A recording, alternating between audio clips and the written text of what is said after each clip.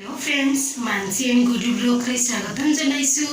মই আজি আপোনালোকৰ আগলৈ মটৰ পনীৰ ৰেচিপি লৈ আহিছো। চাই থাকক। মই আজি পনীৰ সবজি বনাবলৈ লৈছো। সক কেইটামান পনীৰ মই লৈ লৈছো। লগতে মই 3টা পিয়াজ কাটি লৈছো। পনীৰ সবজি বনাবলৈ মই কেইটামান নহৰু লৈছো আৰু আদা লৈছো। জলকীয়া কেইটামান কাটি লৈছো। দিবলৈ মটৰ কেইটামান বইল কৰি ললো। মই ইয়াত অলপমান তেল দি লৈছো পনীৰখিনি ফ্ৰাই কৰি ল'বলৈ।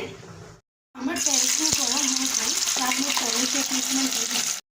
পনীৰখিনি মই অলপমান ৰঙা হোৱালৈকে ফ্ৰাই কৰি ল'ম। পনীৰখিনি ফ্ৰাই কৰি হৈ গ'ল। পনীৰখিনি মই ফ্ৰাই কৰাৰ পিছত এখন প্লেটত উলিয়াই লৈছোঁ। পনীৰ ফ্ৰাই কৰা তেলখিনি মই কাটি লোৱা পিঁয়াজ কেইটামান দি দিছোঁ। জলকীয়া আদা আৰু নহৰুখিনিও মই অলপমান ফ্ৰাই কৰি লৈছোঁ।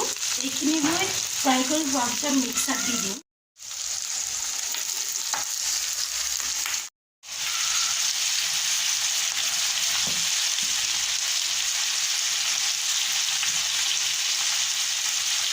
A few moments later. আদা নহৰু আৰু পিঁয়াজ লগতে বিলাহী মই গোটেইখিনি ভালকৈ ফ্ৰাই কৰি ল'লোঁ। এইখিনি অলপমান মই ঠাণ্ডা হ'বলৈ দিছোঁ। ঠাণ্ডা কৰি মই মিক্সিত গোটেইখিনি একেলগে পিচি দিম। रुको जरा सबर करो। মই ফ্ৰাই কৰি লোৱা আদা নহৰু আৰু পিঁয়াজ সকলোকে ধুনীয়াকৈ মিক্সিত পিচি ল'লোঁ। এতিয়া মই চব্জিখন বনাবলৈ লৈছোঁ। অলপমান তেল দি ল'লোঁ। কেইটামান জিৰা দিছোঁ। 2টা তেজপাত আৰু 2টা শুকান জলকীয়া দিছোঁ। অকণমান হালধি দি দিছোঁ। ৰেড চিলি দি দিছোঁ। অকণমান ধনিয়া পাউডাৰ দি দিছোঁ। এইখিনি মছলা মই অকণমান ধুনীয়াকৈ লৰাই অকণমান দেৰি এনেকৈ থৈ দিম। মোৰ মছলাখিনি ভাজি হৈ গ'ল।